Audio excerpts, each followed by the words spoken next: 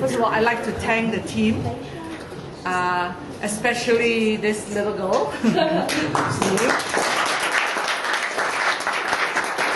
We've been working the last month or so, putting all these contacts together, making contacts with companies, making sure arrangements and so on. She's done a wonderful job. And of course, Cassandra.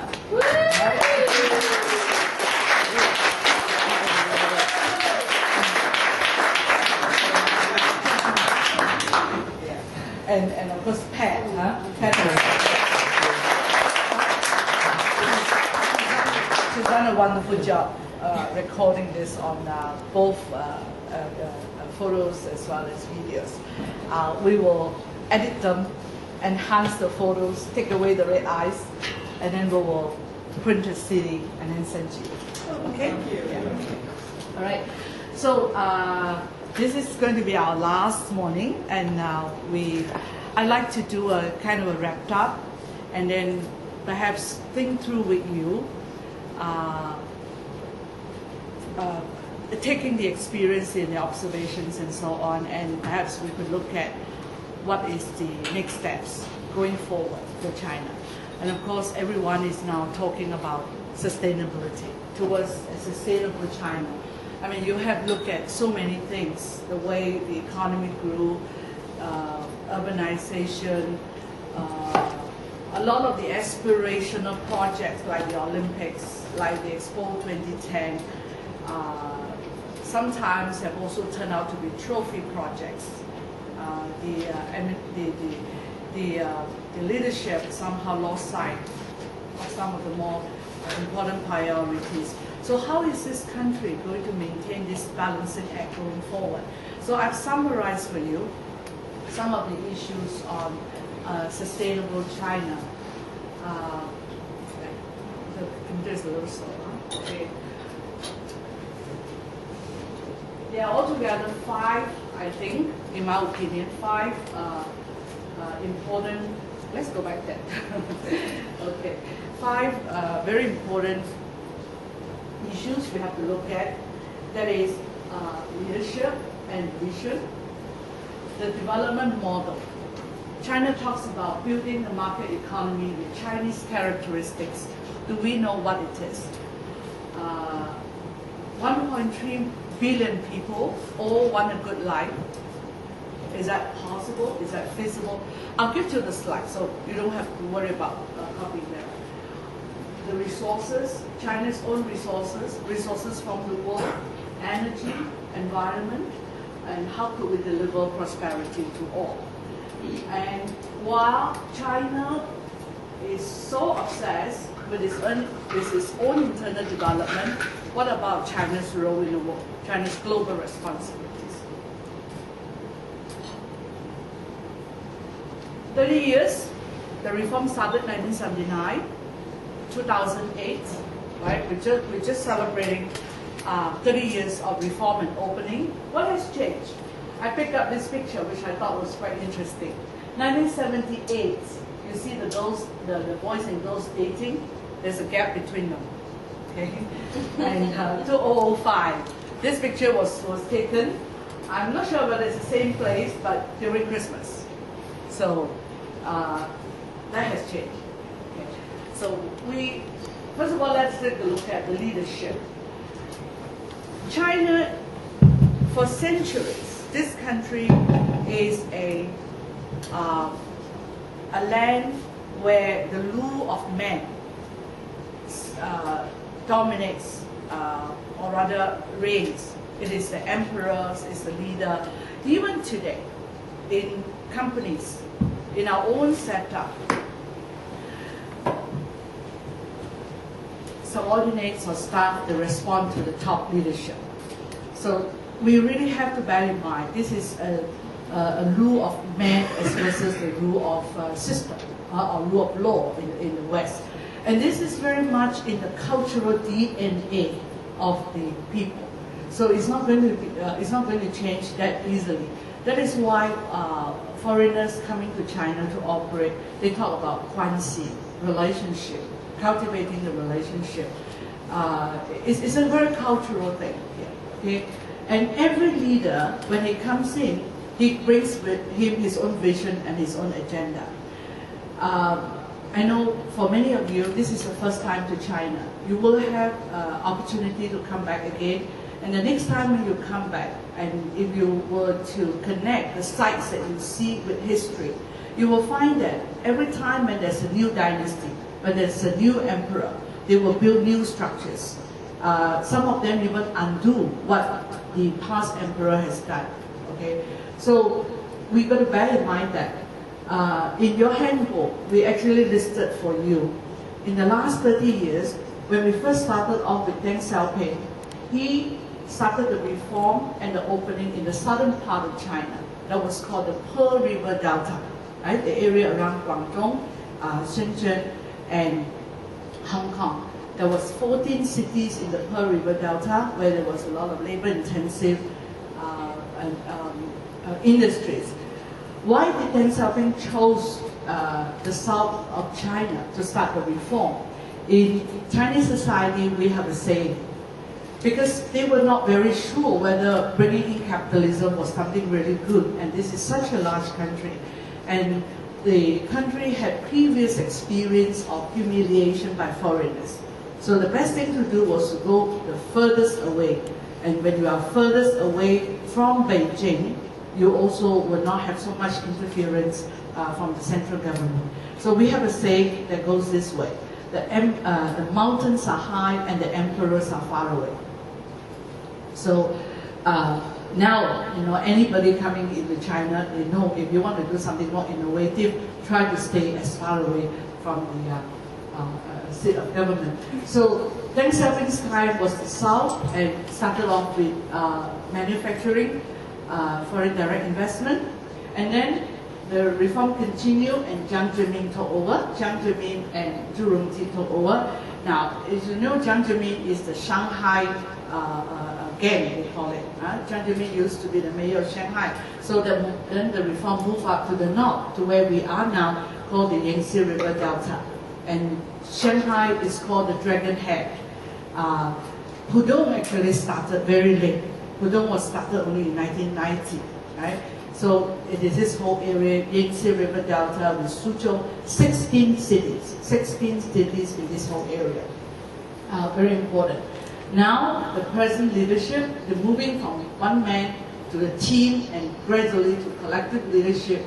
Wu Jintao and Wen Jiabao, and now it's collective leadership. Now, it is also moving up north to Beijing, Tianjin. It's also moving to the western interior, because now we have already got the Gold Coast and we have so much disparity. Now, when we look at disparity, it is not that the western region or the countryside did not grow. They also grow quite well. But the point is, the coastal region grew much faster and they couldn't keep up with that. So the gap widens and it gets further and further. So one of the things that we have to do when we watch China is to watch the leadership, their background and so on. Now the last 10 and 15 years has been a great period of construction, a lot of development. You hear about the highways and the railways and the Three Gorges Dam and the Shenzhou 7, the spaceship and so on. Now that was because a lot of the leaderships have got an engineering background. A lot of them are from Tsinghua. Right? So we started off with Make in China. And now we must bear in mind, China, in its long 5,000 years of history, we never had an industrial revolution and a middle class. So this is new. This is something very new in the makeup of the Chinese society. Will the middle class in China create a favorable environment for democratization, for greater stability and more efficient allocation of resources? Yet to be seen. Right. This is a chart one of my researchers put together for me. I thought it was very interesting. This is his and hers, all the brands. Okay. Now we have to move from Make in China to Sold in China. Now, especially in the context of today's global financial crisis, the Chinese government have already tried to stimulate export, more export. but the issue about export is not incentive back home, it's demand in the markets. So China will have got to revise or adjust its economic policy or its fiscal policy to stimulate domestic demand so that we could make up for the slack in the global demand. So this is going to be very important. Now I'm going to go through this change in mindset and change in guiding philosophy with you. In your handbook, if you look carefully, the back cover, the back cover of your handbook, we have actually listed the change in ideology or the change in thinking among the leadership, and also what the leadership is trying to promote to the people. Started off with this realization. Deng Xiaoping said that in communism, all are equal but all are poor. Right? Now, Deng Xiaoping was the first Chinese leader of that generation to have been able to understand the working of the capitalist economy. All his other colleagues have gone abroad. They've only gone to Russia. Only Deng Xiaoping had a chance to be in France, and then later on in Singapore, and later on went to America. And he came back and saw the standard of living in capitalist societies was far better than that in a communist society. There came this question: if we are all are equal but all are poor, so he said that we have to seek truth from fact. That means we have to be pragmatic. We must not just go with our ideology. And you see this very famous saying, the color of the cat doesn't matter so long as it catches mice. I.e., it doesn't matter if it's communism or capitalism so long as it delivers good life to the people. See, he is a farmer from Sichuan province, so he's very practical and is able to articulate a lot of these very abstract ideas in very simple terms to the people. And in order to get the reform going, it is glorious to be rich. It used to be capitalist, and then let some people get rich faster than others. Right? So that started the whole explosive growth in China. Now, they didn't know what it was all about, and they didn't know. They knew that, just like the founding of America, the experience of the Americans, they didn't know when they went to the New World what to build, but they knew that they did not want what they left behind. So it's the same case here. So they said they want to build a market economy with Chinese characteristics. We don't have a strategy. Our strategy is crossing the river by filling the stones underneath. So it's trial and error. So you see the Chinese people that are willing to adjust, they're willing to try. And you know, for a few hundred years, this is really the first time in the history of China, people are so pragmatic. Okay, if it doesn't work, we change gear, we try. Now, all that is very good. It's created lots of growth, lots of development. But people who have been suppressed for a long time, now they get a chance, they all want to make money. So this money obsession in Chinese society has become so serious that you hear about a lot of horror stories about profiteering and so on, that the leadership has now to proclaim a new mantra. And the new mantra is called 8 honors and 8 shame. I.e., what are the things that is desirable, what are the things that is shameful, right? Like corruption, like not looking after your community and so on. All the communist cadets have to go through this. There's a huge indoctrination going on that. And because the first wave of the reform has created so much disparity, now the leadership is promoting to the people that we, the Communist Party, is committed to deliver a Xiaokan society. Xiaokan in Chinese means middle class. Middle class, that everybody will get a chance to be middle class. Now we all must remember, although there is no free election in China, the legitimacy of the Communist Party rests on its ability to deliver growth to the people. So it is something, we have to understand. So we are still at this stage, and we need to build a harmonious society. We must try to narrow the gap between the rich and the poor, the gap between the regions. And then, at the same time, China's prominence on the global front is rising. How will other nations look at China? Will China be another superpower? in the old world or the Cold War kind of thinking. So China is now promoting to the world, it is a peaceful rise. That's why in the Olympics, you saw that fleet of Qing Ho. You know, in history, they want to tell the world, in history, we have gone to many places, we have sent very large fleet out there, but we never conquer. We are too, China is too big, we have too many problems, we just don't have the energy, right? And we are very self-sufficient. So that's the kind of message. And now, at the same time, the leadership is also rationalizing a lot of things. Hu Jintao's big thing is about scientific development, right? What is the point of having 10%, 20% GDP growth, where maybe 5% of that will have to go into environmental costs? Okay? So rationalizing. So these are very well articulated objectives. Green GDP. Okay?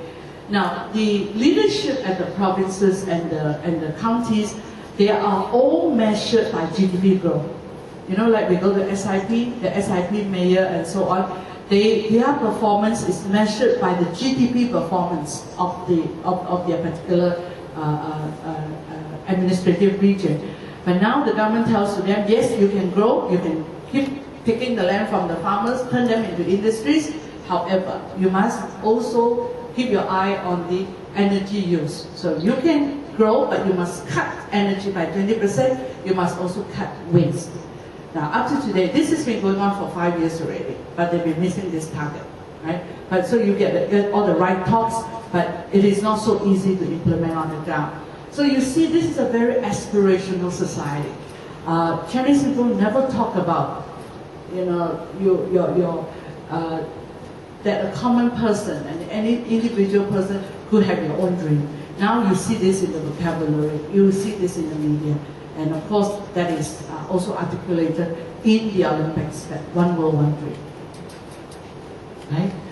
Now what is very, very important as you study China, I call them driving forces that is changing the entire landscape of China. One of which, very importantly, is the infrastructure. China has built tremendous infrastructure in the last 20 years, and I just want to summarize for you some of the numbers, okay? Roads, for example, 800,000 kilometers of highway built in the last 15 years, enough to go around the world 19 times, okay? Last year, we had the worst snowstorm in history. You probably have read about it, right? And during the snowstorm, it was discovered that a lot of the infrastructure in this country needs repair. Well, we all know that, you know, for 300-400 years, China have not done it. That is why the growth, as Harvey shared with you, 1/3 of the growth in this country is due to fixed asset investment. We have so many things to do, you know, rebuild the cities, repair the highways, modernize the railways, and so on. And this is expected to last, you know, for the next 10-15 years. Right? And it's also the same story with Asia. Infrastructure is going to be a key driver of growth in India and also in the ASEAN region. Right? Okay, let's run there. Okay, I'm just going to have some flash the pictures. Yeah. Almost every city looks like that. Okay. Lots of highways. We skip this one. I don't know why we skip it. Just skip. Yeah, just skip. Yeah. Okay. This is a very important map. China is not only building infrastructure within China. Now we all know in the last 30 years, a lot of this development has been concentrated on the eastern seaboard. We call it the Gold Coast. Okay, but then we have all the second-tier cities and so on. They're all very well linked by highway and by railway. But China is also on a very extensive project to link itself with the rest of Asia. So you see, this is the Asian Highway Network. And along with this, they are also modernizing a lot of the railway connection. I think for the first time, you know, just like in Europe, right? But I think Asia is a lot different. We are a lot more diversified by way of religion, language, culture. The word Asia has been a concept for a long time. It's very hard to actualize because they are just not porous. It's hard to get through across the borders or across the cultures. However, all this infrastructure and the market economy is now integrating the region. It is very exciting. In another 2 to 3 years, you can actually, the Singaporeans, for example, the Singaporeans can actually take a fast-speed train and go to Kunming, up the Yunnan Mountains on a Friday night, play golf over the weekend, and then go back to work in Singapore. And it's all can be done. You know, all this infrastructure is amazing. And as you know, with this amount of infrastructure, the business opportunities that they can drive are tremendous.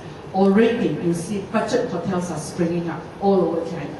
And Morgan Stanley has taken a very big stake in one of the budget hotel groups in China. We talked about this yesterday. This is pretty amazing, this infrastructure. Okay, 500, sometimes they say 700, okay, because they are also local network. A lot of people have 2 phones in China. If you just call within your locality, it's much cheaper, and then you also have one line that you can call national. So we really don't know how many phones there are. Right? And then the number of people who now have access on the internet. And they have the advantage of leapfrogging because they are late to development, so now they can put in place state-of-the-art infrastructure. I'm not too sure whether this is a good idea, but the leadership seems to be very obsessed with urbanization. By 2020, they want to put 60% of the Chinese into the cities, and they're building 600 new cities. I know you and I share the same concern about what happens to urban employment, what happened to all these amenities, water, energy, and so on. You know, the other thing is, why is there such a challenge on power or energy? Because when you convert from a less modern life, like a farmer's life, into a more modern life, okay, you use a lot of energy, like electrical appliances. Imagine the farmers before, they never have washing machine. Now they try to sell washing machine to everybody. Right? They never had dryers, and now they want to have dryers. You know, so the impact on energy consumption is really tremendous. Sorry, can I interrupt for a minute? Sure, sure. When you say they're building 600 new cities, is that, do you mean expanding smaller ones to get much bigger, or Yes. it's actually Yeah. building? You're not Yeah, taking they're expanding. They're rebuilding, existing, okay. and merging. For example, Suzhou. Suzhou is only 5 million. They want Suzhou to become a mega city of 20 million. Like Shenzhen, for example. Shenzhen used to be a fishing village. Now is a new city of 5 million people. Because the model that the leadership has obsessed with is urbanization, industrialization. Seems to be the driver that can deliver high-value economic growth. I mean, we all differ, you know, on this opinion, but that seems to be the dominant thought. By the way, there is a very detailed report on McKinsey.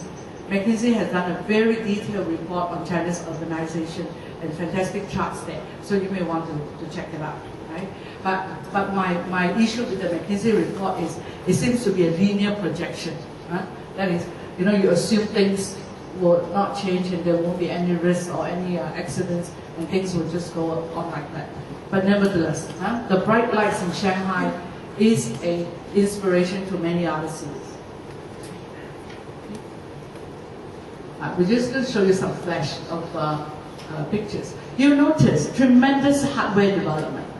Tremendous, okay? And one of the concerns is, how is this, how are the people adjust psychologically? They used to be living on the ground, now they're living on 30 feet above, you know? And what about jobs? What about community? They used to be living in a village and they could sort of depend on the surrounding support system. Now everything is streamlined, so there's a lot of changes. Now this is the other side of China, which you hear a lot about, okay? And it is all true. It is all true. These are the horror stories. 16 of the world's most polluted cities, 16 of the world's 20 most polluted cities are in China. Over 600 million people in China cannot get clean drinking water. There's a sandstorm, serious air pollution. Already we are the #1 emitter of carbon dioxide. Okay? And although these statistics communicate a very grim picture. But I must also report to you that there is a lot of effort. There's a lot of effort by the government, by the citizen group, by international NGOs in China. For example, about sandstorms, about the desertization in the north. You see Japanese NGOs, young people as well as retirees, they organize groups to come in and plant trees. In the northern region, in some of the western regions that are affected, they say they will return the land to the forest. Right? I saw a beautiful video on New York Times.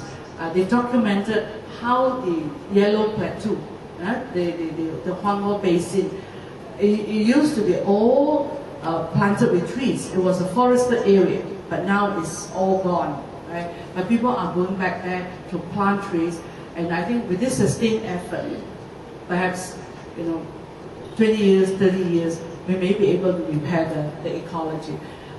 It is very bad. I have to say that it is very bad. The rainfall pattern. One of the reasons why the north is so dry. A lot of the rain in China now has moved south.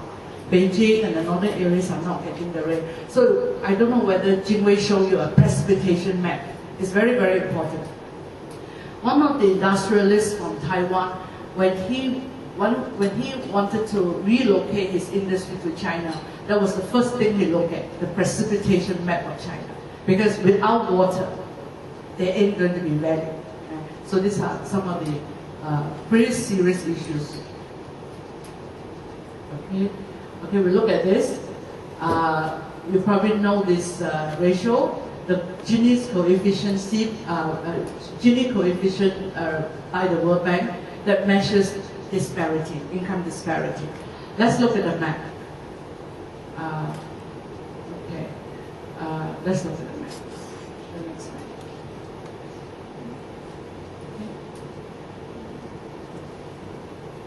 slide. But this chart actually is to help you visualize or understand. When we talk about the Chinese middle class, are we talking about the super rich 50 million along the coast? What do we sell to them? Or are we talking about the upper middle class or the middle class? And what happened to the 1.3 billion people? Now some of you, if you have been looking at emerging markets in Asia, some companies have excelled selling to the poor and then grow with them as the economy develops. In India, for example, P&G, they sell shampoo not by the bottle, but by little packets. They want to help people to understand or accept their brand, and then as their income grow. So it's the same story here in China. Many people thought that we have to be able to market to a higher income segment. But if you look at the sheer size of the lower income group, it is also very substantial. But then selling to them, serving that market segment takes a very different strategy. Okay, this map, I'm going to give you this slide so that when you have time you can reflect upon them. This map shows the gross domestic product. So it's very clear, right? We talk about the Gold Coast city, okay? The largest cities of Guangzhou, Shanghai, Beijing, right? These are the rich ones. So the further you go, the poorer they are, right?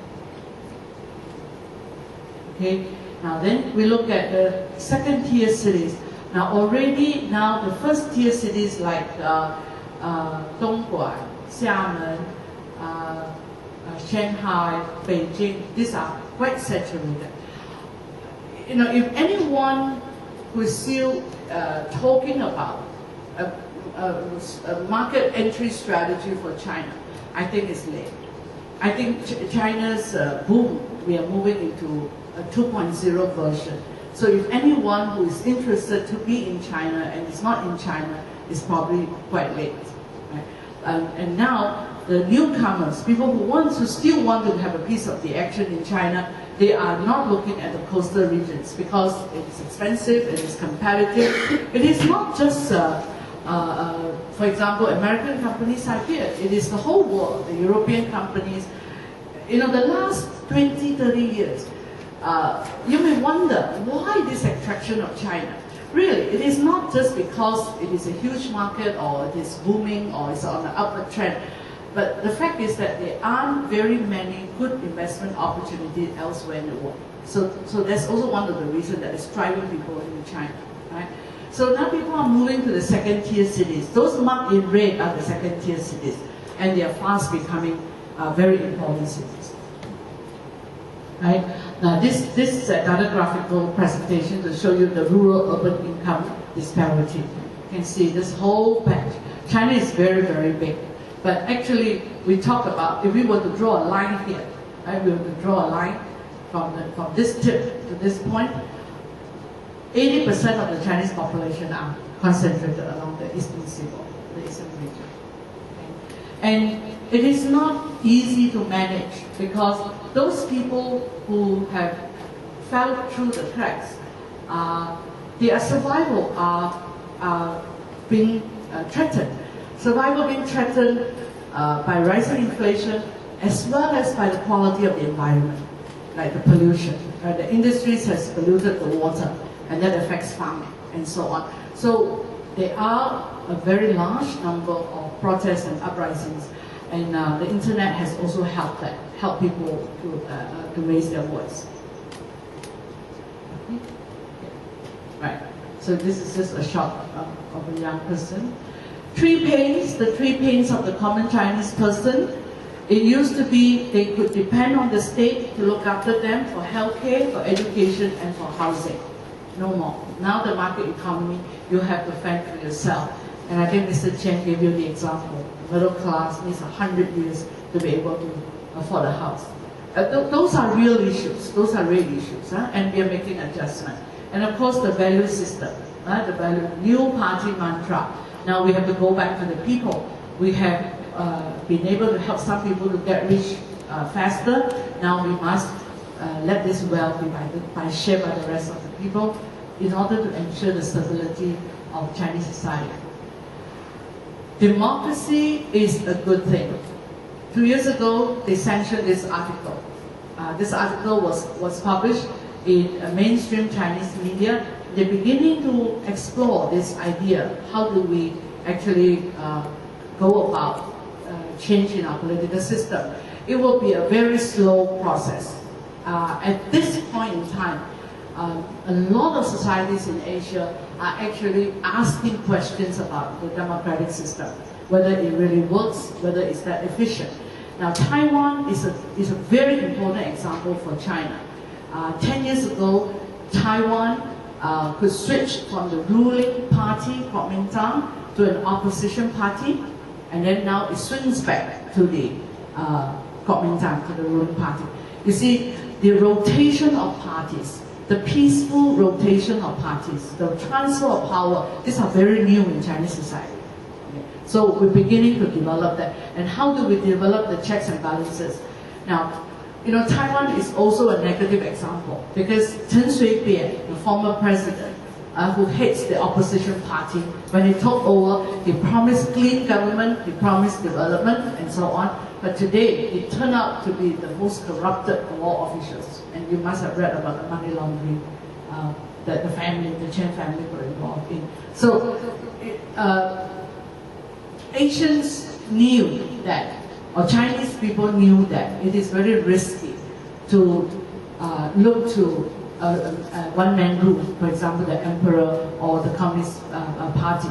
But at least to them, they found that the progress is already there because it used to go for, power used to be concentrated in one man. Now it's in one party, it's in a team, collective leadership. But how do we make this next step? I personally feel that it will still take a long time. Okay? Now, while China is concerned that it exports a lot to the world, where we have a lot of trade issues, right, with the importing nations, with America, with Europe, and so on. And China is also buying a lot of resources from the world, driving inflation in commodities market. Many people are very uncomfortable, right? Now, but China in order to sustain growth in China, it needs to secure supply of strategic raw materials. And you must have read about China's big initiative in Africa. Now, how is China doing it differently in Africa from the previous superpowers? China has gone in and built infrastructure, roads and railways, and they're trying to go in and build education. China perhaps could benefit from the experience of the other superpowers in that you do not go in to just sort of give aid or take things from the society, but how could we go in and help empower, help to build them.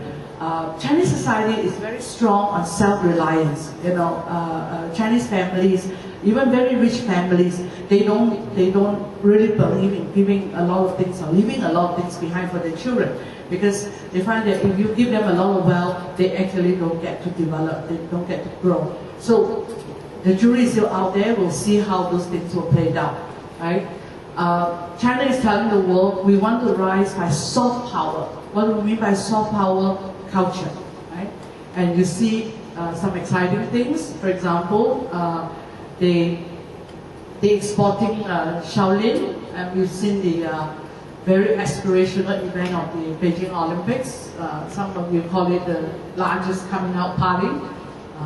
They want to show the best face to the world. And okay, these are everywhere. It's also very interesting because I mean, you look at a structure like this, you would never imagine this is in Chinese soil, right? But the new Chinese thinking is we are very global. We could take in any masters from around the world. And this is great for business. That means they are very open. Any product, any ideas, in some ways they are still nationalistic, but in the embrace of good ideas. I think we have never seen Chinese people being so open in history. Okay, all this stuff. You can see Yang Ming. Tan Yuan is a young woman from Shanghai who is now the anchor ballerina in the San Francisco Ballet, right? The Chinese movies and so on.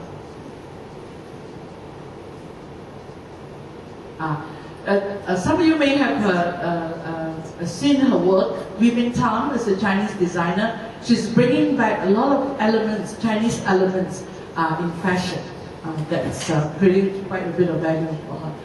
This restaurant, we didn't get a chance to go. It's called South Beauty, but you may want to watch out for it when you go home. They are planning to set up 100 of them around the world. So you probably will find a Sichuan restaurant somewhere near to you. Renaissance of Chinese art and culture. This is the China's national ballet. Few people would think that you would do ballet in such colorful traditional outfit. Our sort of vision of ballet is the white swan, the kind of images. This is they play the movie story called Raise the Red Lantern on a ballet version.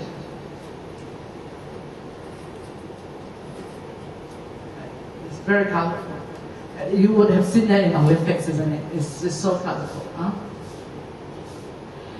This is a very interesting example. I must tell you, next time if you have a chance to come back to China, put this on your destination.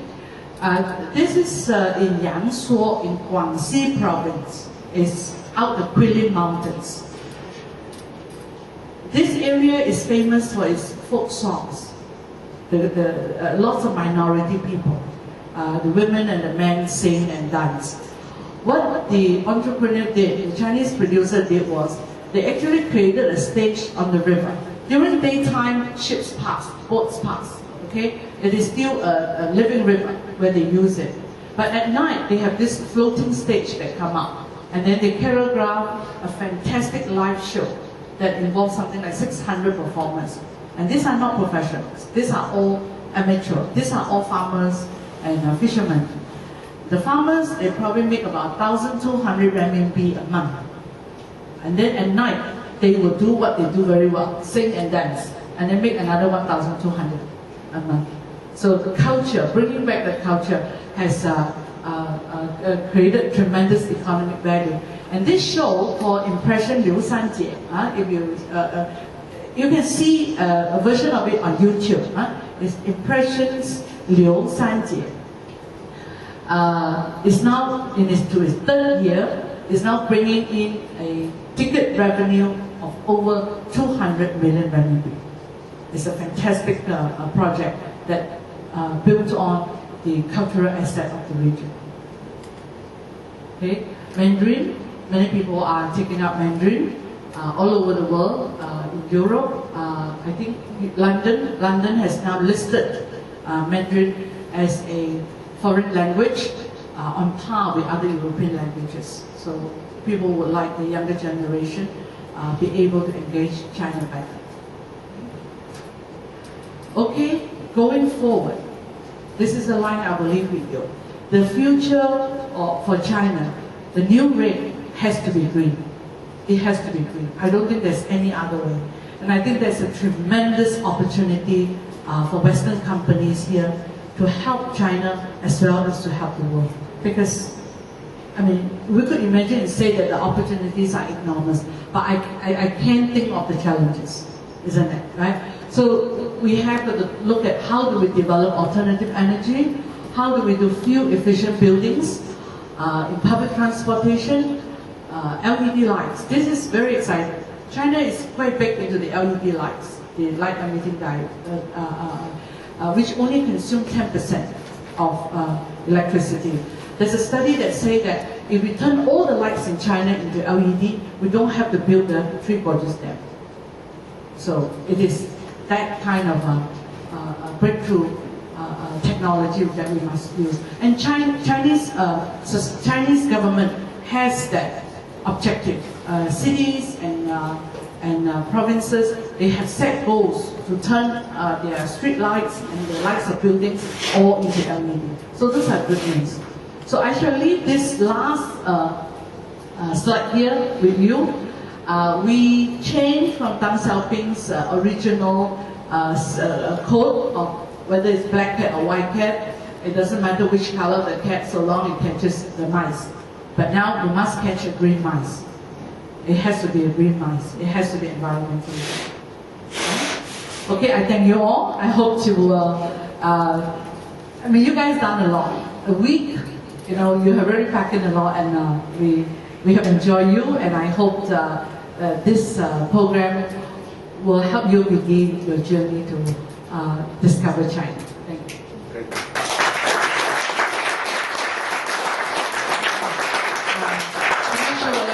Questions, but I think I will pass it to you, and then I'll be around.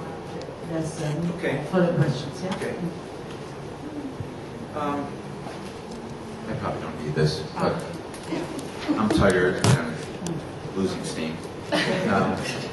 Anyhow, what I wanted to do this morning, you guys are obviously not going to digest all of this today. I mean, I think it's going to take weeks before all of this really settles in. But I would like to maybe capture a couple of the key takeaways from the trip, focus your thinking along a couple of different directions. We did this last year, which was, I'd like to pose some questions for you, and I'd like to have you maybe break up into your teams to do that. And because one of the questions, not really the most important question, but one of the questions